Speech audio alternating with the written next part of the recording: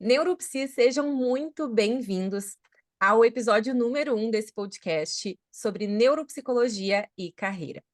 E é com muita alegria que eu recebo a Franceia Littke, que eu demorei muito tempo para, inclusive, acertar o sobrenome dela, que é um sobrenome diferente. E a Franceia, ela tem uma história muito interessante, muito diferente dentro da neuropsicologia, uma área de interesse, de investigação e de história da vida dela mesmo, da trajetória dela como pessoa e como profissional, como psicóloga e neuropsicóloga. Mas mais importante do que isso, a Franceia eu conheci em 2007 e ela foi uma das minhas primeiras colegas de iniciação científica dentro da neuropsicologia. Então, Céia, é um prazer inenarrável te ter aqui comigo nesse primeiro episódio do nosso podcast. E eu quero te dar as boas-vindas, quero que tu te apresente, enfim, fale um pouco sobre como tu traçou a tua trajetória na neuropsicologia e como tu chegou onde tu tá hoje, né? Estudando as coisas que tu tá estudando hoje, enfim, acho que tu tem muito para compartilhar. Uhum. Fico muito honrada também com o convite, emocionada, inclusive, assim, acho que a gente estava, acho que a nossa história, ela é de longa data, assim, né, a gente começou no momento que a neuropsicologia era muito pequenininha no Brasil, assim, e acho que a gente fez muitas escolhas ao longo da nossa carreira que nos auxiliaram para a gente construir nosso conhecimento, né, e que eu acho que é muito legal poder compartilhar com as pessoas essa nossa caminhada, assim, né. Eu começo desde o início, desde o início, Eu pensei em talvez tu poder trazer, assim, quando eu te conheci, eu vou contar um pouco, então, da minha visão sobre a tua história, né? Quando eu te conheci, Tá. tu estava na graduação de psicologia na URGS e tu fazia duas coisas com muita intensidade. Três, tá? Para não ser injusta com a graduação, né? Então, tu estudava na graduação, tu dava aulas particulares para as crianças e adolescentes e fazia pesquisa junto comigo, né, no projeto do Neupsilin, né, lá em Uhum, 1500, em 2007. Quando eu entrei no projeto, tu já estava no projeto antes, né? uhum, uhum. Então, talvez tu começar aí trazendo, assim, como isso foi confluindo na tua história, né? O ensino, a parte pedagógica dos processos de aprendizagem, porque eu acho que, na minha visão, essa sempre foi a tua grande marca como profissional, como, digamos assim, na tua trajetória, né, acadêmica, foi a dedicação ao estudo das aprendizagens, dos transtornos, das dificuldades, das estratégias. E aí eu quero, com certeza, que tu chegue na matemática, né, que tu fale para a gente sobre matemática, sobre descalculia, sobre os transtornos, enfim, mas talvez começar trazendo esse teu lado prof, digamos assim, que Uhum. tem tudo a ver com a neuropsicologia também, né? Tá, então vamos lá. Então, assim, o meu pai era professor de matemática. Na verdade, a minha família inteira é de professores. E eu acho que eu tenho essa veia, assim, de lecionar muito forte, assim. E então, com 18 anos, eu comecei a dar aula particular, né? Antes mesmo na faculdade, antes de eu conhecer a Nicole, antes da neuropsicologia. E eu dava aula particular de. Na verdade, eu sempre gostei muito de matemática, mas a vida foi me levando para matemática, assim, porque eu comecei a dar aula particular, né, ajudar as crianças a fazer tema, na verdade. E como eu tinha muita facilidade com matemática, eu comecei a ajudar as crianças a estudar matemática. E eu queria medicina, né, na época. E aí eu decidi que eu amava muito aquilo que eu estava fazendo. E eu queria muito entender por que as pessoas não aprendiam, assim, por que as crianças não conseguiam aprender. E aí eu descobri a neuropsicologia. Então, tipo, isso é muito diferente também, né? Então, a minha escolha pela psicologia se dá em função da neuropsicologia existir. E aí, para poder entender, então, esses processos cognitivos que estavam por trás daquelas crianças, né? Qual era a etiologia daquelas dificuldades que eu estava percebendo. E aí eu iniciei a faculdade de psicologia, né? Já no segundo semestre, acho que no primeiro semestre, eu já já entrei como iniciação científica da Rochelle, né? E, e na época, assim, ela estava fazendo o mestrado dela ainda, né? Então eu participei do mestrado e do doutorado inteiro dela. Depois a Jerusa acabou entrando também, né, na URGS, e aí entrou o Neupsilin, eu conheci também a Jerusa, eu fui monitora também de disciplina da Jerusa.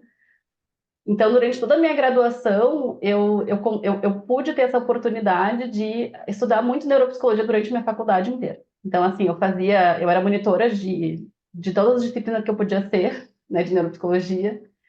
Eu fiz parte de vários projetos de pesquisa, né, e vários instrumentos neuropsicológicos, né, de normatização e com populações clínicas. E também eu fazia extensão lá no ambulatório do Clínicas, que tinha um ambulatório de neuropsicologia do Clínicas. Eu participei também E uma época tu do participou? laboratório. É, Aham.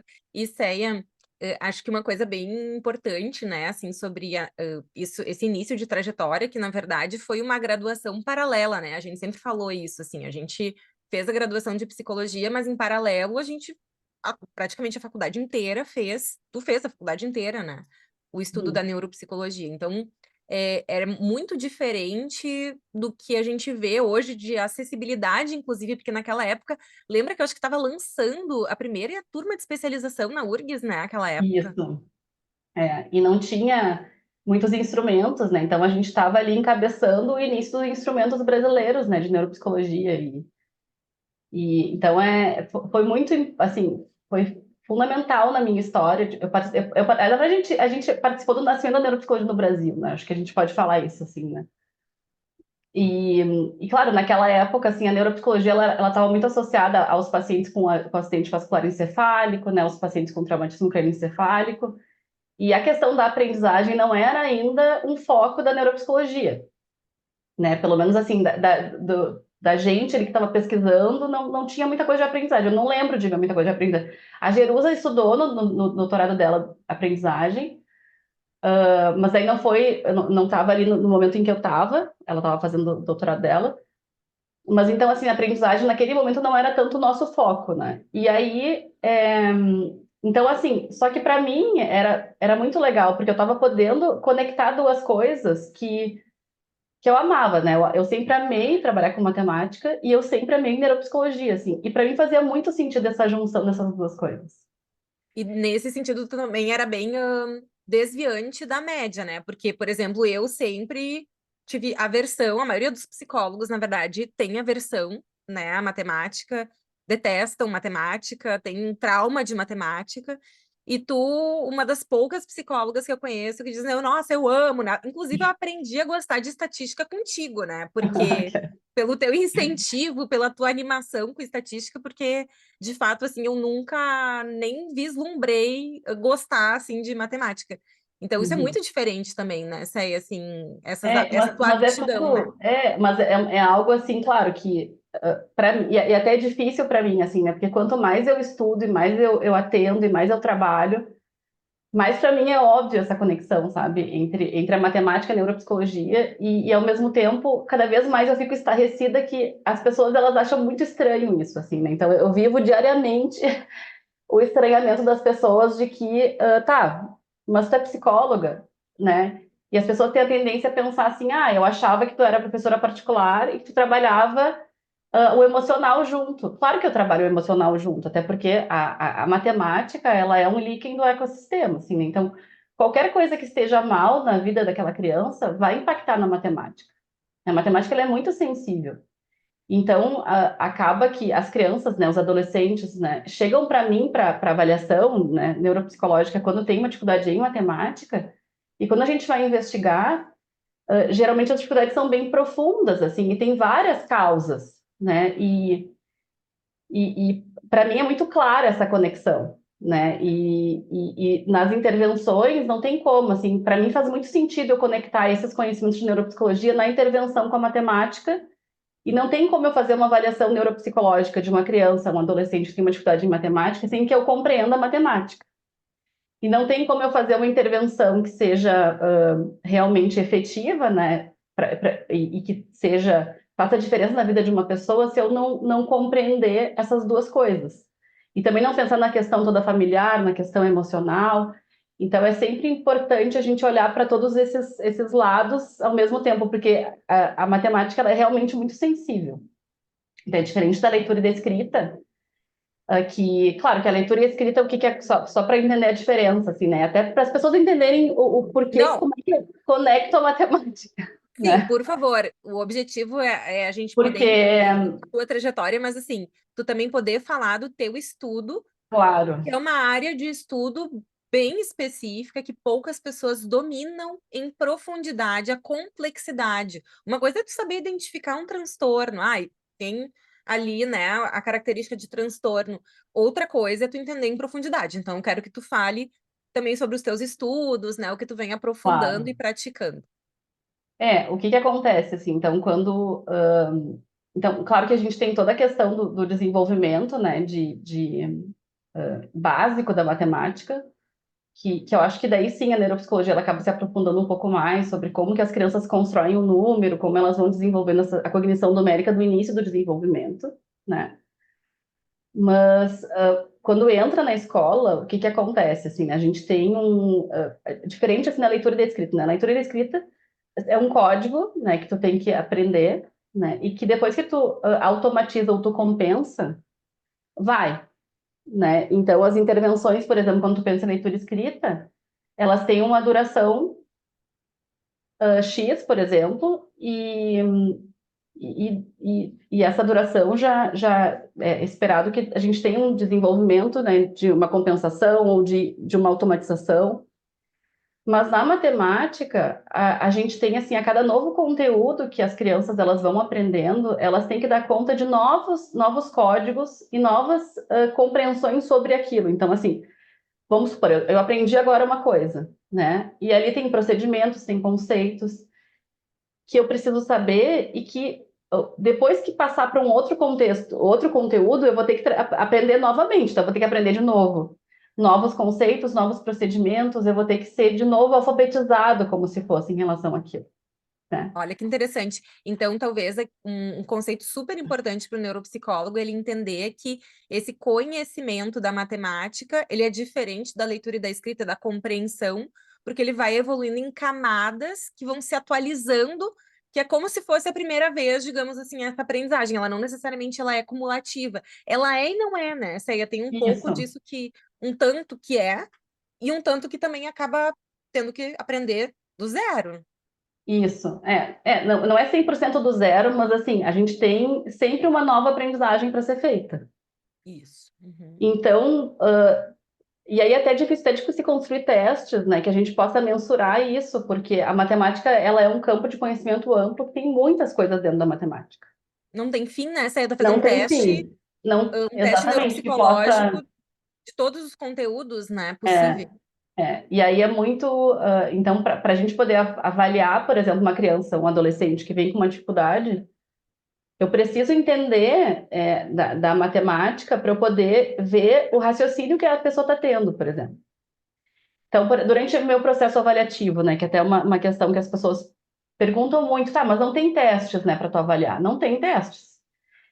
Eu utilizo testes normatizados, mas às vezes eu até utilizo os testes para eu poder entender qualitativamente como é que a pessoa pensa. Porque às vezes o que importa para mim não é o resultado final, acertou, errou, mas é o processo que a pessoa chegou naquilo. Porque às vezes uma pessoa ela pode ter descalculia, por exemplo, ou pode ter uma dificuldade bem importante em matemática, mas em função de várias questões de inteligência, questões cognitivas, questões familiares, questão até de a própria forma como aquilo foi ensinado, ou se ela tem algum tipo de suporte, que ela mascara muito aquela dificuldade. Então, a pessoa, no final, consegue chegar no resultado, mas, às vezes, tu precisa identificar quais são as estratégias que aquela pessoa usou para chegar naquele resultado.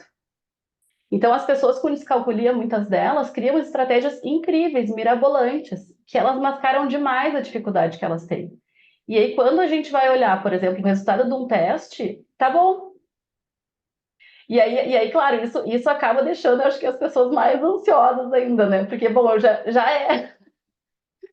Então, e aí, às vezes, uma pessoa que tem um percentil 5, por exemplo, num teste, não tem descalculia. Porque às vezes aquele percentil tem a ver com outras questões. Porque, por exemplo, digamos, né? Vamos supor, tem ali atividades de frações, tem atividades de números decimais, tem. Dependendo de o que aconteceu na vida daquela pessoa naqueles momentos, pode ser que ela não tenha adquirido aquela habilidade específica, por exemplo, ou algumas habilidades específicas E pode ser que ela tenha trocado de escola, e pode ser que coisas tenham acontecido na vida dela e que ela não tenha adquirido aquelas habilidades, mas por uma questão de ensino-aprendizagem, e não uma questão de um transtorno específico da aprendizagem. Então, esse mapeamento desses marcos da vida escolar é extremamente importante para que a gente consiga entender se existe essa influência. E daí o desafio é entender os gaps que existem, né? Então, as faltas, as lacunas que podem ter sido ali, pandemia, que deve ter sido caos, deve ter visto, né, em termos Sim. de ensino e aprendizagem, e outras variáveis ali que podem ter ambientalmente afetado a aquisição desse conhecimento. Mas existe a análise neuropsicológica, daí de tu Uhum. conseguir diferenciar também o que é realmente um processo numérico, do processamento da matemática especificamente, ou se são outras questões. E é isso, inclusive, que tu estudou, tu tá estudando, tá concluindo o teu doutorado, né? Uhum. E aí pegando assim, né? Então a gente tem, né? A gente tem que pensar sempre isso, né? Então a matemática ela tem essa parte que tem a ver com a matemática em si, né? Então existem esses conceitos, esses procedimentos, e aí tem a ver com toda a questão do ensino, da forma como o professor organiza, e aí a gente entra num imbróglio que também me dá uma que é assim, nem sempre os professores organizam os materiais, e aí não é uma questão dos professores, né, necessariamente, mas da própria formação deles e do fato de eles não terem uma cadeira que envolva neuropsicologia ou que envolva desenvolvimento cognitivo, né? Então, assim, os professores de matemática, eles não têm esse conhecimento sobre como as crianças aprendem, como é que facilitar, eles não ouvem falar em descalculia, eles não sabem sobre memória de trabalho, sobre funções executivas. Então, na formação do professor, né? Então, às vezes, quando eles vão organizar, por exemplo, o material de ensino e aprendizagem ou a prova, nem sempre eles pensam que tu tem que organizar de uma forma mais simples para o complexo. Que não adianta tu fazer, por exemplo, um tipo de atividade em sala de aula e depois na prova ser outra atividade completamente distinta. Tu tem que Mas trabalhar isso os foi a minha vida pontos. inteira, assim, não é para ser assim. Sempre O quê? foi. Ué, Como? atividades completamente diferentes em contexto, em Não, não, conteúdo, porque mas existem é mesmo saltos. inverso. Existem saltos que tu tem que. Tu não pode exigir, tu entende? Tu tem saltos para tu conseguir chegar nesse ponto, por exemplo, de tu poder exigir que a criança faça relações entre. Por exemplo, uma prova do Enem. É um ponto que tu precisa ter muito conhecimento de base para tu conseguir dar conta daquilo. Porque é completamente fora. Vamos supor, eu trabalho uma coisa com matemática, né? Para eu conseguir generalizar aquele conhecimento, conseguir associar aquele procedimento durante uma prova, quando o enunciado, quando tudo é totalmente diferente da forma como eu aprendi, é muito difícil, né? E exige muita criatividade, exige muita capacidade cognitiva para tu poder flexibilidade, né, e muita capacidade de tu conseguir ter muitos conhecimentos para tu poder alterar esses conhecimentos, poder pensar em formas diferentes. Então, então isso, né, isso que a gente está falando é sobre o processo realmente de aprendizagem da matemática, que às vezes tem a ver com isso, a dificuldade, não tem a ver, que é o que tu está falando, né, dependendo dos professores que a gente pega na nossa vida, vai ter um professor que vai conseguir que a gente aprenda matemática, e tem outros professores que não vão conseguir. E às vezes eu fico até mais tempo, porque na minha intervenção eu trabalho com matemática especificamente, acho que é também importante falar disso. Então, por exemplo, quando as pessoas têm dificuldade em matemática, eu não faço jogos com essa pessoa. Eu trabalho com matemática especificamente. Tá? Então, por exemplo, e aí também vem toda a confusão de tipo, tá, então tu dá aula particular, né? Bom, mas essa parte da intervenção acho que eu posso deixar mais para frente, para contar, para explicar para vocês, assim. Então, primeiro é isso, é a questão do. Esse é fundamental que a gente sempre tenha essa clareza de que aprendizar a matemática exige que a gente tem que ter um ensino que seja estruturado, organizado, que vá do simples para o complexo. E a gente precisa ter isso para que as pessoas possam aprender. Mas deixa eu te perguntar uma coisa, qual é a tua Pode perguntar. opinião? É possível um professor ter esse tipo de abordagem que vá dar conta das diversidades de uma turma, por exemplo, em sala de aula, né?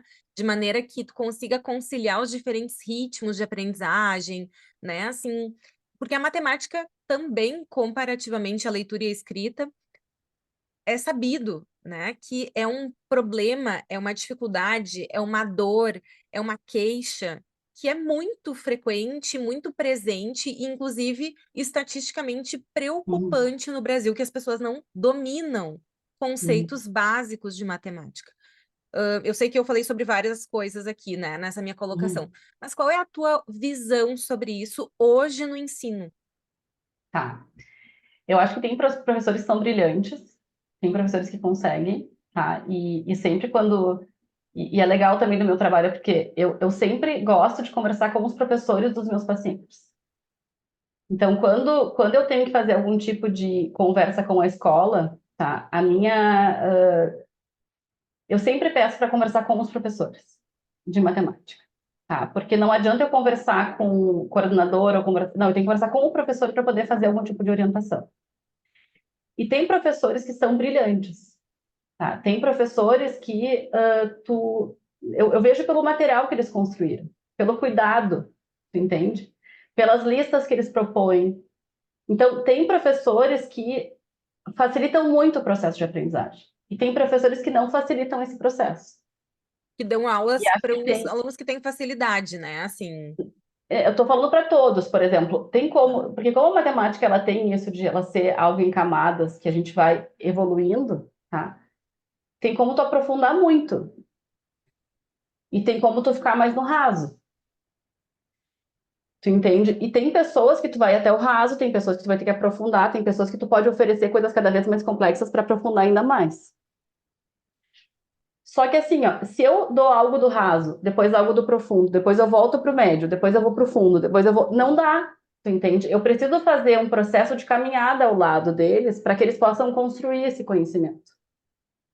Se eu não faço isso, eu não consigo que as pessoas aprendam. Tu entende? Então, tem professores que são brilhantes, tem professores que montam materiais. Eu até conversei com uma professora na semana passada, né, de um colégio de Porto Alegre, que eu elogiei muito ela. E aí, quando eu contei isso para ela, olha, tu é rara, é raro. Que é, tu pensa, eu vejo direitinho, porque às vezes eu fico mais tempo tendo que reorganizar o material dos professores numa ordem.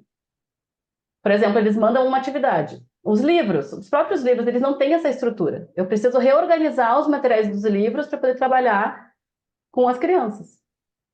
Entendeu? Ah, isso aqui está muito complexo, a gente tem que ir antes. E são coisas assim que exigem muitos procedimentos, muitos conceitos, e que está muito complexo, que não dá para ser a questão número dois de uma atividade. Entendeu? Então, acho que sim, acho que tem professores muito maravilhosos que fazem um trabalho excelente. Entendeu? E tem professores que não fazem, porque eu acho que também tem esse lado, né, de acho que acho que é uma coisa, às vezes até um prazer, assim, meus alunos não vão bem na minha prova, né? Porque eu acho que é uma questão de compreender que uma prova, na verdade, não está avaliando os alunos, né? Está avaliando a forma que eu estou ensinando. Acho que isso precisa ser revertido, né? Quando uma turma inteira não consegue ir bem numa prova que eu fiz, é porque eu não estou conseguindo ensinar. Isso é um ah, isso é fato, importante. né? Então, dentro das práticas baseadas em evidências, né, de programas de resposta à intervenção, isso, na verdade, é um balizador para se as intervenções elas estão sendo efetivas ou não. Mas existe também na educação, vamos falando assim no senso comum, né, Céia, assim, as escolas, né, que são consideradas excelentes escolas, que são de alto desempenho, tem um tanto disso, né? Assim, se a escola é muito boa, é uma minoria que consegue vencer, que consegue ter facilidade, né? Que não vai passar ali raspando, né? Porque é altamente demandante. Como tu vê isso dentro da matemática, né? Até em termos de dos alunos se sentirem autoeficazes, encorajados em aprender, porque daí existe toda a questão da ansiedade, que isso vai também sendo construído, né, ao longo da vida escolar das crianças. Porque eu acho assim que a questão tá, dentro disso que a gente está falando, tá? O que a gente espera, assim, dentro dos programas de resposta à intervenção, por exemplo, né? Era para ser, por exemplo, uma a cada 5 crianças, tá? que vão ter dificuldades de aprendizagem na matemática, tá? Que seria 20%. E uma a cada 20 crianças, que seria 5%, vão ter dificuldades realmente, que é um transtorno específico da aprendizagem, tá? Então, tu espera, na verdade, 20% de crianças, adolescentes, que vão ter dificuldade na aquisição das habilidades acadêmicas, tá? Então, assim, eu fazer uma prova extremamente difícil não é, não é algo que, se eu sou uma boa professora e eu ensino bem, eu posso exigir, entende? Agora, se eu sou uma professora que faz dessa forma, que eu dou uma aula agora e faço assim, como eu estava explicando antes, a maioria deles vão ir mal. E assim, o que eu sinto muito das crianças que eu atendi na minha vida, que assim, as pessoas elas ouvem falar de muitas coisas de conteúdo, mas de verdade o que elas aprenderam foi muito pouco. Então não adianta a gente colocar coisas que é como tu está falando, coisas muito complexas e difíceis para as pessoas, se elas não aprenderam o básico. Seria mais importante, que é o que eu te falei, entendeu? Eu prefiro que uma pessoa vá até um raso um pouco mais fundo do que a pessoa não vá nem para o raso, apesar de ter. Essa pessoa poderia ter capacidade de pelo menos ficar pelo raso, e pelo raso não é algo ruim, né? Mas eu preciso levar as pessoas até o ponto em que elas podem ir. Assim como também, se a pessoa ela tem capacidade, eu posso levar ela mais para o fundo, né? Isso tu tá te referindo quando tu fala assim, as pessoas, né? O raso, o fundo, tu tá pensando assim no ensino médio, ou tu tá falando, né, dos De primeiros tudo, anos de de tudo, de tudo. todos, Por exemplo, todas as dentro de toda a faixas. matemática, né? Se a gente fosse pensar assim, dentro de toda a matemática, tem exercícios que são mais básicos e tem exercícios mais complexos, tá? Mas tudo é uma construção, Ni, entendeu? Eu não, a questão é, para a gente conseguir chegar num ponto em que as pessoas aprendem mais, eu preciso ir aos poucos com essa pessoa, levando ela para esse fundo, tu entende? Porque é uma construção de conhecimento, não é algo que não, eu acho que é isso também, assim, não é um milagre, é uma construção. E como é que tu pensa o teu trabalho, né? Como tu consegue diferenciar, né, essa construção do ritmo do currículo, da passagem do ano, das provas, das disciplinas que são novas, às vezes nem consolidou a aprendizagem de uma coisa, já vem outra, porque o ritmo é intenso, né, em muitas escolas. Como tu vê, assim, essas consolidações, esse consolidar o básico, se a demanda ela vai escalando e mudando o tempo todo, como é que tu lida com isso? É angustiante. É muito angustiante, assim. E é claro, como eu trabalho muito com crianças e adolescentes com muita dificuldade de aprendizagem, porque agora, até ali a gente estava falando sobre a questão de o ensino como um todo, né? Uma estrutura de ensino que precisa ser repensada. Agora a gente está falando sobre as crianças com dificuldade, né, especificamente. Essas crianças que eu atendo, é isso, assim, né? Acho que eu percebo o sofrimento intenso delas, né? Porque é isso de que elas estão sempre tomando água, assim, elas estão sempre nadando é desesperador, né? Acho que a diferença, assim, em relação a quando a gente era, né, adolescente, estudante, é que hoje em dia existe um cuidado muito maior em relação às adaptações escolares. Os meus pacientes todos, eles hoje as provas eles são adaptadas, eles fazem prova geralmente com calculadora e eu tenho sempre esse contato com os professores para dar esse suporte, auxiliar eles para que eles possam fazer provas que sejam mais assertivas, para poder avaliar essas crianças que eu atendo e acho que isso faz a diferença, né? E isso faz muita diferença no para as crianças que eu atendo, esse trabalho que eu consigo fazer junto com a escola, entendeu? Em parceria com a escola. Então, acho que isso faz muita diferença hoje dos meus pacientes especificamente, tá? Mas quando as pessoas não têm um diagnóstico, quando elas não foram avaliadas, quando elas não sabem o que está acontecendo, é extremamente angustiante. Então, o que acontece muito comigo, assim, né? Então, crianças, adolescentes que estão há anos ali nadando, né? E que têm questões emocionais graves em função disso, em função do diagnóstico não ter sido feito antes. Às vezes, assim, adolescentes que chegam no ensino médio, tá, com muita dificuldade, com muito sofrimento. e que às vezes o diagnóstico, na verdade, ele acaba sendo um alívio, assim, para eles, né? Porque é muito dolorido. Essa história escolar é muito dolorida para eles, né? E porque, em função dessa estrutura que a gente estava falando, assim, mas eu acho que depois que eles chegam, a sensação que eu tenho quando eu passo a atender é que eles chegou na praia, sabe? Eu Sim. acho que essa é a grande sensação que eles têm comigo, assim, é de chegar na praia, sabe? E Chegar na como praia e ser aquecido, sabe aquela coisa agora eu lembrei aquela imagem da enchente, assim, as pessoas saírem e receber aquele cobertor quente, assim, sabe? E serem escutados, assim, sabe? E acho que essa as famílias também serem escutadas. Geralmente, ouço muito, assim, das mães, nossa, eu via que ele tinha dificuldade há muito tempo, mas a escola me dizia que estava tudo bem. Isso é muito frequente.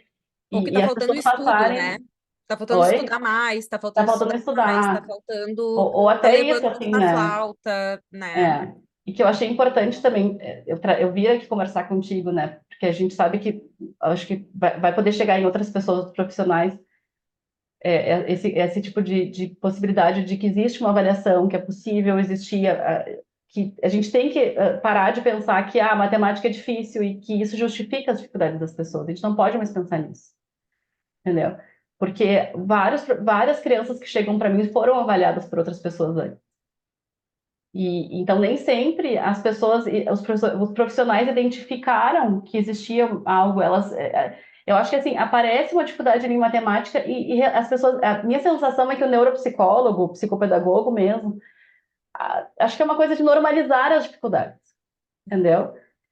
E até porque os nossos instrumentos não são bons, entendeu? Para poder realmente avaliar com profundidade, eles são muito fáceis, né? Pensando assim, por exemplo, um TDE, né?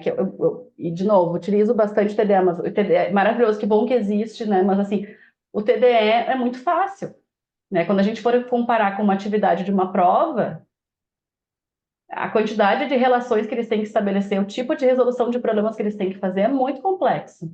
E as habilidades cognitivas que estão por trás daquilo são muitas. E até os nossos testes mesmo, né? Então, se tu pensar, por exemplo, falando de memória de trabalho, né? Os testes que a gente utiliza de memória de trabalho, eles não são sempre sensíveis para a gente poder avaliar prejuízo em memória de trabalho. E uma coisa que me os modelos teóricos de memória de trabalho, eles evoluíram, né? E a gente existem novos modelos teóricos e, e acho que também falta isso, assim, de a gente poder incrementar melhor os nossos testes, eles serem mais sensíveis, eles pensarem mais nos processos. Então, às vezes, por exemplo, vem uma queixa de dificuldade de matemática. Tá, daí a gente vai lá e aplica o VISC, tá, tudo certo em memória de trabalho do VISC, memória operacional, memória de trabalho do VISC, né? Mas o nível de tu simplesmente, né? Aqueles cálculos de matemática são mais simples, né? Não envolvem, não tem tantas relações para tu estabelecer. O dígitos, por exemplo, né? Eu só colocar na ordem ou na ordem inversa, ou até os próprios Neupsilin. Tu vai ter, é um tipo de processamento que ele é muito simples. Ele é muito assim, eu tô só processando uma informação que veio da percepção e estou manipulando e estou devolvendo para o ambiente. Mas durante o processo de aprendizagem é muito mais processo que tu tem que recrutar internos para tu dar conta. Então, os nossos testes neuropsicológicos, eles nem sempre vão identificar essa dificuldade que aquela criança, aquele adolescente está nos trazendo. Então, às vezes, assim, tu fez a avaliação, mas nem sempre na avaliação vai aparecer o tamanho da dificuldade, sabe? Porque a complexidade que é exigida numa questão de matemática, ela é muito maior que a complexidade que a gente está avaliando, Sim, as né? fontes de informação, a quantidade, a carga das A informações vai ser carga, muito exatamente. maior. Então, Uhum. exatamente. Então, quando eles chegam para nós, eu acho que isso é muito importante, assim, a gente tem que ouvir essa informação de uma outra forma, sabe? Eu acho que tá, apliquei o TDE. Bom, tá bom, mas o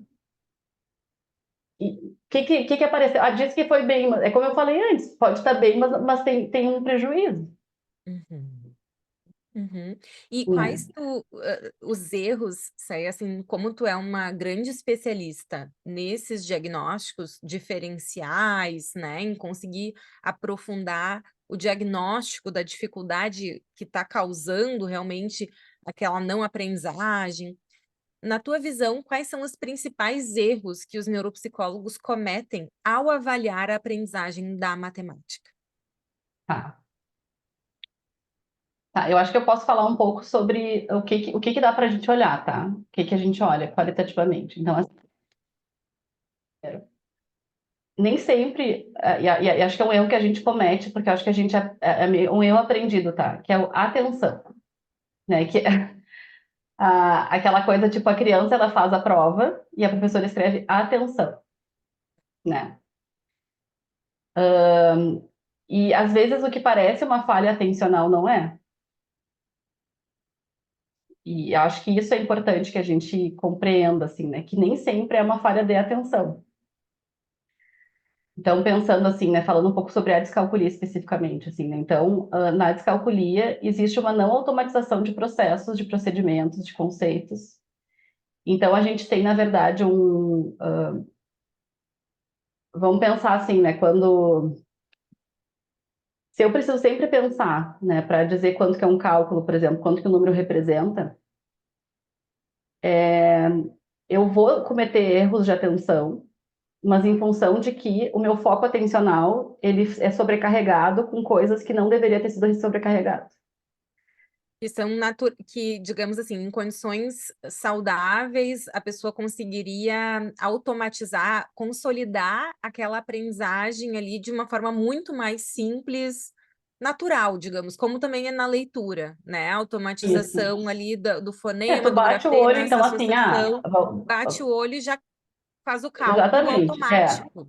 então, eu leio um problema, vamos pensar assim, numa resolução de problemas, né? Eu leio o texto, eu consigo compreender o que está sendo dito, para além de compreender, eu consigo selecionar dentro daquele texto o que que é mais importante. Só que quando eu seleciono o que que é mais importante, eu estou utilizando esse meu repertório, assim, e eu tenho que ter automatizado vários procedimentos para poder saber se aquilo é importante ou não, em que ordem que eu pego, como é que eu pego, tá? Eu organizo aquilo de uma forma que eu consigo processar melhor essas informações. Depois que eu organizo isso tudo, eu consigo tomar decisões em relação aos caminhos possíveis que eu vou fazer, e aí eu decido como é que eu vou fazer, e aí eu faço, eu monitoro. Então, existem vários processos que são automáticos, tá? E que, às vezes, as pessoas com dificuldade não têm esses processos automáticos. Até o próprio conhecimento de número, né? Se eu tenho que pensar sempre quanto que é uma dúzia, por exemplo, né? Se eu tiver que pensar sempre quanto que é 10 menos 6, se não tiver automático, ou eu fizer 10 menos 6, fizer 10, 9, 8, 7, 6, né? Eu fazer 6, 7, 8, 9, 10. Agora eu pensar que, 10 menos 6 vai ser 4, porque 6 mais 4 é 10, entende? Ou eu simplesmente saber que é 4. É diferente, tu entende? Então, se eu precisar ter que pensar no processo para poder chegar no resultado, isso vai me demandar muito recurso cognitivo e eu não vou conseguir prestar atenção, às vezes, em detalhes, em função de que eu recrutei esse meu processo cognitivo para coisas mais complexas, para coisas mais simples que eu deveria, né? E às vezes, assim, parece um erro de atenção porque é um erro bobo, Uhum, entendeu? uhum. Então, Então, essa velocidade desse resgate da informação, essa fluidez, digamos assim, essa rapidez que a criança, o adolescente, o adulto, enfim, consegue resgatar essas informações. Esse é um fator que muitas vezes é negligenciado, então, e é difícil de ser avaliado porque a gente tem pouquíssimas ou quase nenhuma ferramenta, talvez, que seja excelente, padrão ouro, digamos assim, para todas as faixas de desenvolvimento, né? Ou para cada ano mesmo escolar, né? e aí por isso que faz diferença o fato de como é que eu avalio, né? Que lá no início eu falei que eu ia falar sobre isso, né? Então, geralmente na avaliação eu utilizo, eu sempre pego conteúdos, provas, eu analiso muito prova eu acho que é bem importante, assim, dar essa dica para analisar provas, ver quais são os tipos de erros que eles estão cometendo, pegar questões das provas que eles fizeram e pedir para eles te contarem como é que eles pensaram, tá? Pegar atividades que eles estão fazendo e ver como é que eles pensam. Eu acho que isso é o mais importante, assim, eu peço para eles fazerem atividade e eu vou observando e conversando com eles para poder ver até onde é que eles estão indo. Qual que é o raciocínio que eles têm? E aí, quando eles estão fazendo os cálculos, eu peço para eles me explicitarem como é que eles estão fazendo. me contarem, entendeu? E aí tu vem, aí quando, no caso da descalculia especificamente, eles vêm com ideias, com formas impressionantes de compensação, sabe? Eu lembrei agora de uma menina que ela não, acho que ela estava com 12 anos, assim, e ela nunca sabia o 4, que o nome era 4. Então ela automatizou um procedimento que era contar as pontinhas. Então ela sabia que era o 4 que ela contava um, 2, 3, 4. E o 3 ela fazia um, 2, 3, tipo as pontinhas. Para Entendeu? fazer as somas, para Não, fazer. para Não, identificar que aquilo era para o 3, identificar mesmo. Olha que era só. o 4. Entendeu? Uhum. Então, eles criam estratégias inacreditáveis, tá? E que mascara demais. Então, eu sempre peço eles, como é que tu tá pensando, como é que tu tá contando? E eu sempre peço para eles me contarem como é que eles estão fazendo esse processo. O que é E extremamente, desculpa, não interromper a tem tua memória problema. de trabalho, sobrecarregando tua memória de trabalho no último, né? Mas como isso é desafiador para quem está avaliando, porque se tu não é um professor de matemática, como tu, né, sempre foi, pela tua aprendizagem, pela tua herança familiar, sempre foi professora, então tu conhece, tu entende como pode ser resolvido, tu sabe os caminhos, mas como essa avaliação é uma avaliação que precisa haver esse conhecimento também, porque muitos pais, mães, inclusive, relatam isso, né? Nossa, eu nem lembro mais como é que se faz isso aqui, eu nem sei mais essa Uhum. matéria. Então não é algo simples de ser Não, avaliado mesmo. não é simples, não é simples. E assim como também o fato de eu entender de neuropsicologia me faz, é incrível, assim, sabe? Porque eu consigo daí entender, isso aqui é uma questão de atenção, isso aqui é uma questão de memória de trabalho, isso aqui é uma questão da alça fonoarticulatória, isso aqui tem a ver com a questão visoespacial. Isso aqui tem mais a ver com o processo de linguagem. Então, isso aqui tem mais a ver com o controle inibitório, a flexibilidade. Então, durante esse processo de avaliação, quando eu estou observando como a pessoa está pensando, o tempo inteiro eu estou processando tudo isso, para além das questões da matemática, também pensando em que processos estão envolvidos naquilo que ele está fazendo. Então, identificar, por exemplo, não, isso aqui é uma questão realmente de atenção. Eles não conseguem automatizar procedimentos, por exemplo. Então, mas por que não automatiza? O que está acontecendo? Né? Não, é uma questão de compreensão, uma questão de realmente não automatizar o procedimento. E durante o processo de avaliação também é importante que a gente faça a intervenção, para poder ver a resposta à intervenção.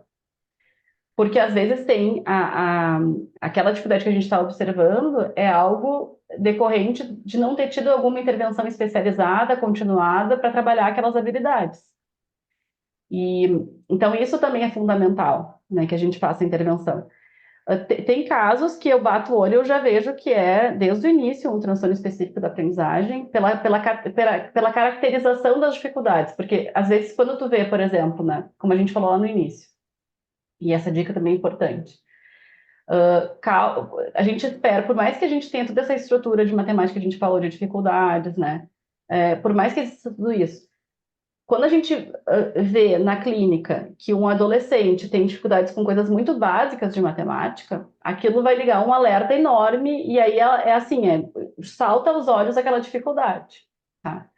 Então, mesmo tô falando depois, né, sobre coisas mais complexas, mas coisas mais básicas, de pedir para fazerem cálculos básicos de soma, de subtração, de multiplicação, e ver como que eles estão fazendo esse cálculo, dá para a gente poder perceber que existem estratégias que não são adequadas para fazer aquela resolução. E daí são cálculos mais simples que as pessoas conseguem realizar, tá?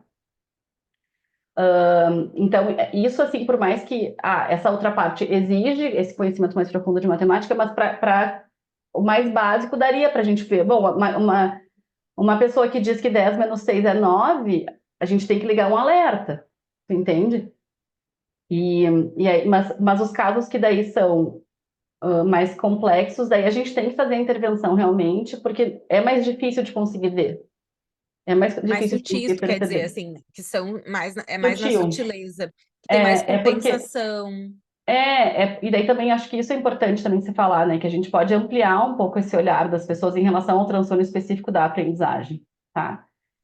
Porque, ok, até quando a gente vai ler no DSM, assim, né? Então a gente tem a descalculia, né, que é uma das possibilidades de transtorno específico da aprendizagem. Quando a gente pensa em transtorno específico da aprendizagem com prejuízo na matemática, dá para a gente ampliar esse espectro, né, para pessoas que têm TDAH, que têm TEA, que têm outros transtornos de neurodesenvolvimento, que não respondem à intervenção, apesar de a intervenção ser continuada, ser uma intervenção individualizada, voltada para desenvolver aquela habilidade específica.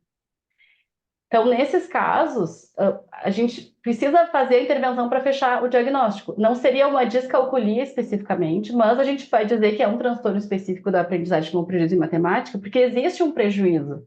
Apesar da intervenção, a gente não tem uma evolução desse quadro. Só que para a gente poder fechar esse diagnóstico, eu tenho que fazer uma intervenção voltada para o desenvolvimento daquela habilidade que eu percebi que estava prejudicada. E aí vai lá para a intervenção que eu falei lá no início. Então, por exemplo, não adianta eu achar que eu vou jogar Uno e que vai ser suficiente para trabalhar matemática com uma pessoa. Não vai ser suficiente para trabalhar matemática com uma pessoa. Não, mas peraí, tem gente que Sim, tem usa gente que Uno. joga Uno e joga aquele outro também, o Home Cube e Jogo da Vida. E Banco Imobiliário. É. Preocupante, tá? Preocupante, entendi. Não, Mas mas é então que tu é entende assim, importante ó. essas distorções serem esclarecidas, né? Que importante que tu tá trazendo isso, porque eu nem tinha Não, mas é passado que é por que mim assim, ó, isso. e aí isso também, que é o que vai para toda a o quanto que eu fico muito frustrada com isso, assim, porque eu estudo há anos, e é claro, e parece assim, que como é que eu te explico, assim, parece que o fato de eu saber matemática e ser neuropsicóloga, parece que eu cometo não sei qual palavra usar,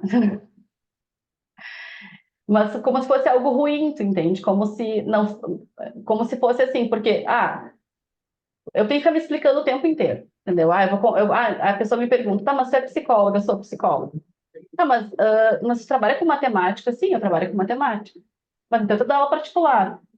Já aconteceu comigo numa escola, que a escola não aceitou meu laudo porque eu dava aula particular na cabeça da escola, da coordenadora da escola, entendeu? Por quê? Claro, aí assim, né? Se eu fosse uma fonoaudióloga, trabalhasse com leitura escrita, ninguém ia me questionar se eu dava aula de português, Sim, entendeu? sim, sim, Só sim, que sim. assim, se eu trabalho com matemática, até eu dou aula de matemática, né? Só que assim, as intervenções elas têm que ser específicas para o desenvolvimento. Então, eu tenho uma criança lá que tem dificuldade em resolução de problemas matemáticos. Eu vou trabalhar o quê? Resolução de problemas matemáticos. Uhum. Eu não posso imaginar, supor, e isso é uma coisa assim que é disseminada, né? Que as pessoas acreditam que jogar um jogo desse aí vai resolver, não vai resolver o problema, porque eu tenho que olhar a matemática, eu tenho que ver, por exemplo, dentro da matemática, tem uma dificuldade em frações. Tá, mas por que tem dificuldade com frações? Geralmente a dificuldade com frações é uma dificuldade que veio lá da soma e da subtração e só apareceu nas frações. Mas ela já vinha lá do início. Não, ela veio para cá, mas foi nas frações. Vai ser diferente a intervenção. Tem uma questão emocional importante, vai ser diferente a intervenção. Tem um TDAH, vai ser diferente. Cada intervenção que eu vou pensar, eu vou sempre pensar em relação a quais são as características daquela pessoa, né? Quais são os processos cognitivos que estão na base daquelas dificuldades, qual é o perfil, né? Quais são quais são as características daquela pessoa, quais são os comportamentos, qual é a estrutura familiar. E aí eu vou pensar, não, a intervenção então vai ser assim, entendeu? Para aquela pessoa. E aí é nisso que eu consigo que elas se desenvolvam, né? Porque eu estou olhando para tudo isso. E também eu preciso explicitar o tempo inteiro, né? Eu preciso contar, olha só, isso aqui está com dificuldade, isso aqui o tempo inteiro durante a intervenção eu explico. Isso aqui, eles são psicoeducados o tempo inteiro. Isso aqui é um prejuízo de atenção, porque tu está fazendo assim, assim. Então, tu tem que fazer de tal forma para tu compensar, a gente vai fazer de tal jeito. Então, o tempo inteiro eu estou conversando com eles para que eles possam compreender como que eles funcionam, para poder pensar em estratégias para compensar essas dificuldades deles. E se a gente for pensar assim, o que tu diria para os pais, né? Que com certeza a gente tem pais aqui assistindo, né? E querendo saber como é que eu contrato a Franceia, ou como é que eu consigo uma Franceia na minha cidade para ajudar meu filho, enfim, né?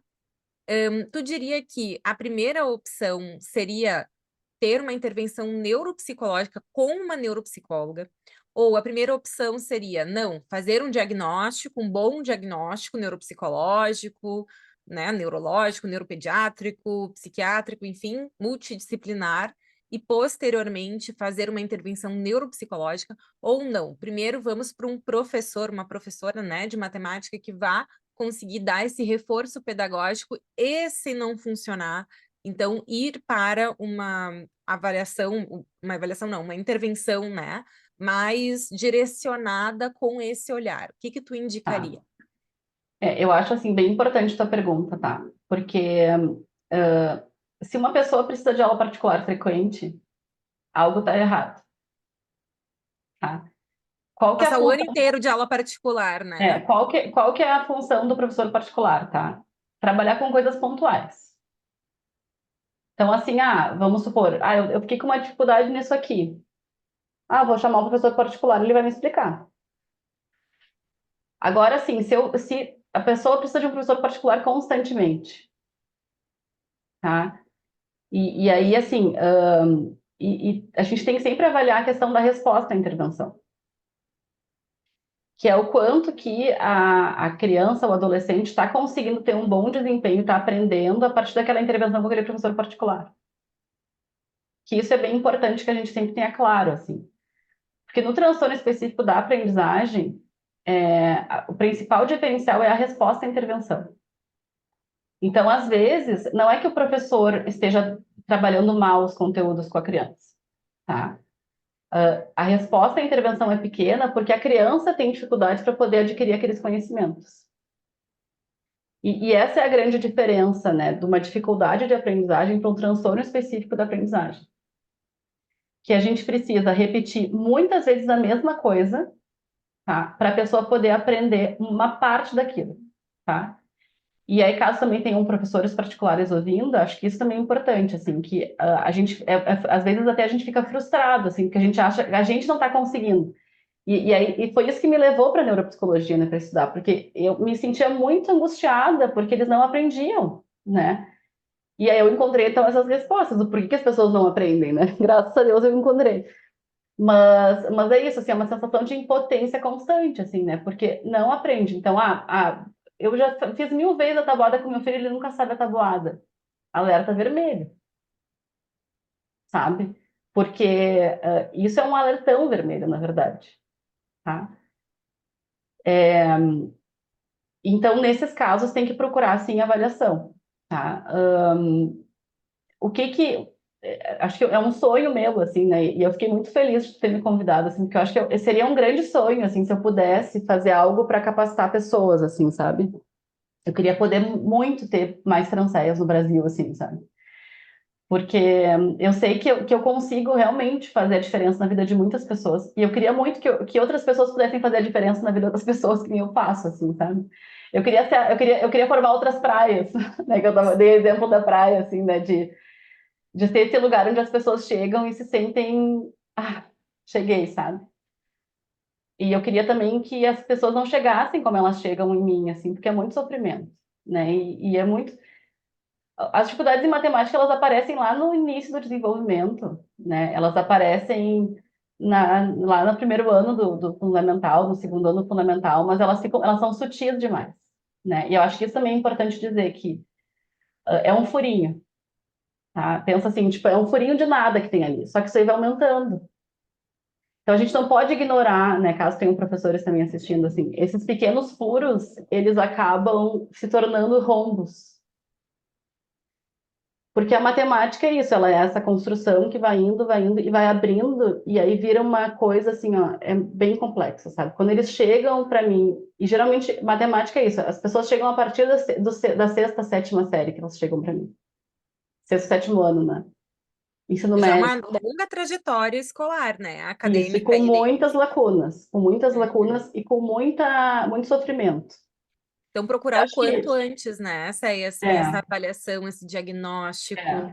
Sem medo, E né? Assim, muitos pais eu vejo ainda hoje evitam buscar entender se há um diagnóstico, até por medo de desestimular os filhos, né? E isso é um grande erro, né? De conduta, assim. Não que a gente queira Uhum. que a criança tenha o diagnóstico, mas poder olhar para esse diagnóstico e entender, assim, que a vida escolar pode ser mais suave, né? Ela pode ser mais É, colorida, ela não precisa ser tão sofrida. é o custo, né? Eu acho que assim, acho que é o custo disso, né, Mi? Tipo assim, tá.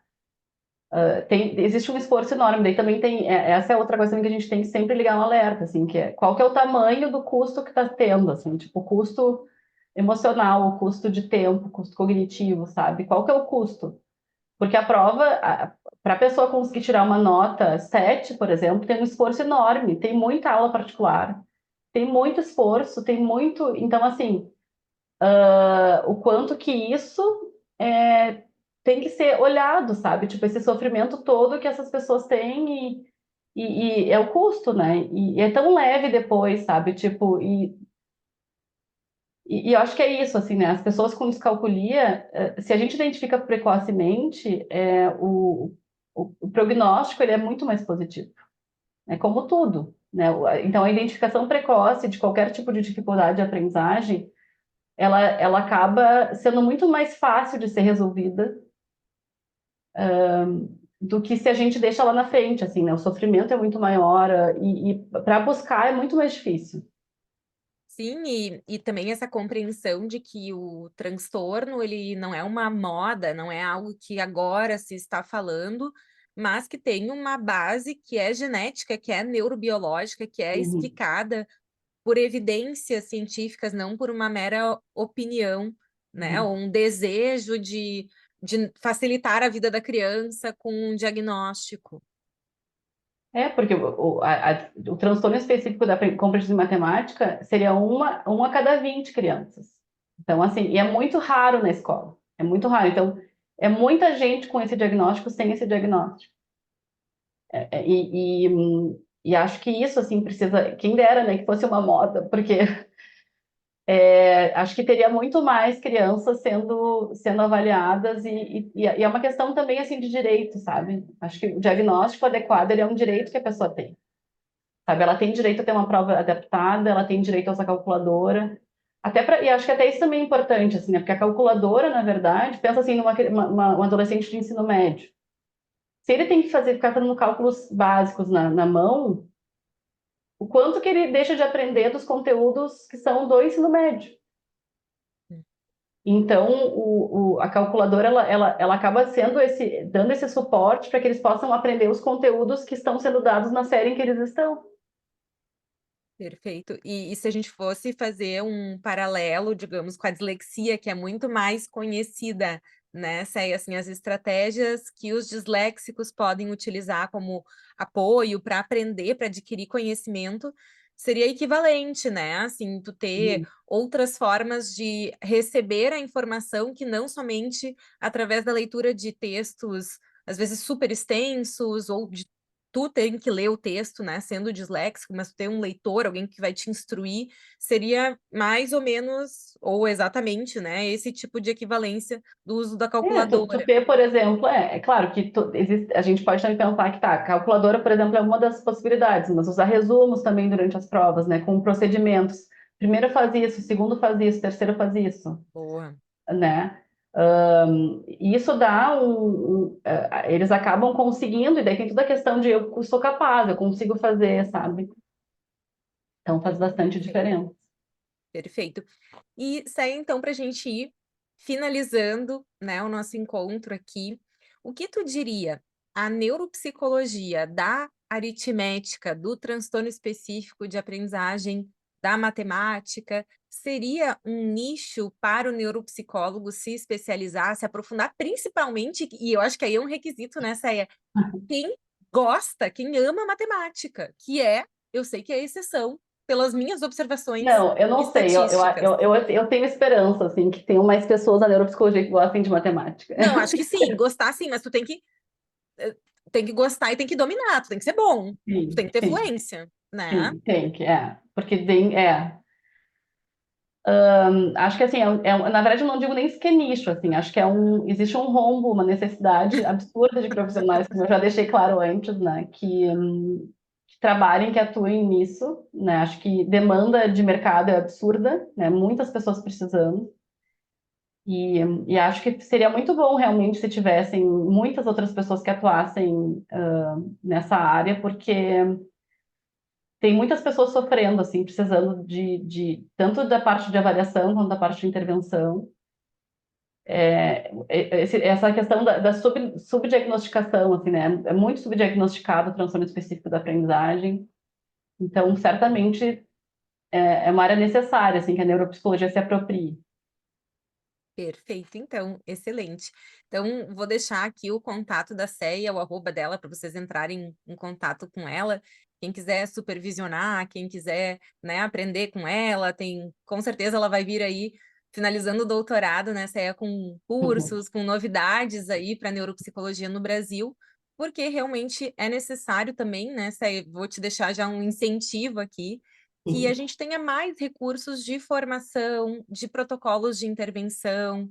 Claro que tudo isso leva tempo para ser construído, a gente tem muitos pesquisadores, né, com iniciativas incríveis dentro dessa linha, mas é uma demanda gigante de serviço, de desenvolvimento técnico-científico, né? Então, com certeza aí faço votos que a tua carreira seja muito longa aí nessa frente, porque eu acho que já é, né? A gente já conversou sobre isso nós duas, né? Eu acho que a tua marca já é essa mesmo e, enfim, é uma marca muito bonita, eu fico muito feliz mesmo de ter tido a oportunidade de conversar mais contigo sobre isso, além do que a gente já conversou, e que esse seja o primeiro episódio de muitos que tu possa voltar aqui no podcast Neuropsicologia e Carreira.